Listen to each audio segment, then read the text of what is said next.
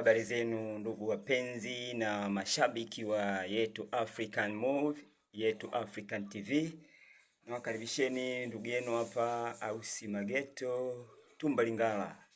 Bana, tuko pamoja katika kipindi hiki cha historia kwa ufupi. Karibuni sana. Na siku ya leo tutamzungumzia mwanamuziki nguli, mwanamuziki aliyewahi kuvuma sana ambaye si mwingine ni Maestro Fred Ndala Kasheba. Huyu mtu alikuwa anaitwa Sprayman. Wengi watamfahamu kwa nyimbo zake nyingi, bendi nyingi ambazo walipitia, lakini kikubwa zaidi tunachomzungumzia mwanamuziki huyu ni kwamba aliweza kufanya kitu cha tofauti na wanamuziki wengi unaowafahamu wewe, na mpaka leo historia hiyo haijavunjwa.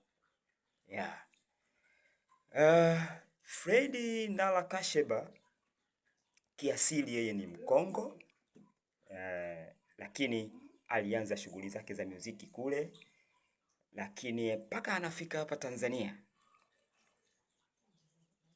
alipiga katika bendi nyingi sana. Nitakutajia bendi yake ya mwisho ambayo alimalizia inayoitwa Zaita Music. Zaita Music ilikuwa ina maana ya kwamba Tanzania na Zaire kuwa kitu kimoja. Kwa hiyo wanamuziki walichanganyika, wengine walikuwa ni wa Kongo, wengine walikuwa ni wa Bongo.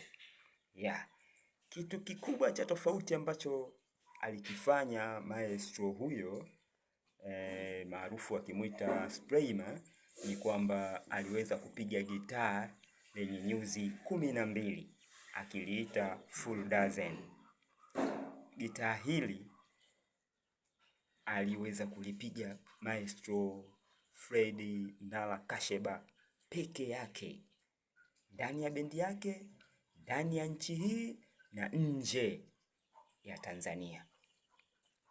Na kwa kuthibitisha hayo ni kwamba hiyo historia haijavunjwa mpaka leo.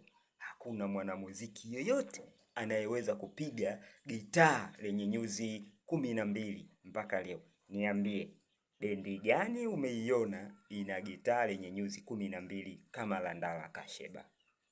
Ni mwanamuziki gani umemsikia anapiga gitaa lenye nyuzi 12 kama Ndala Kasheba?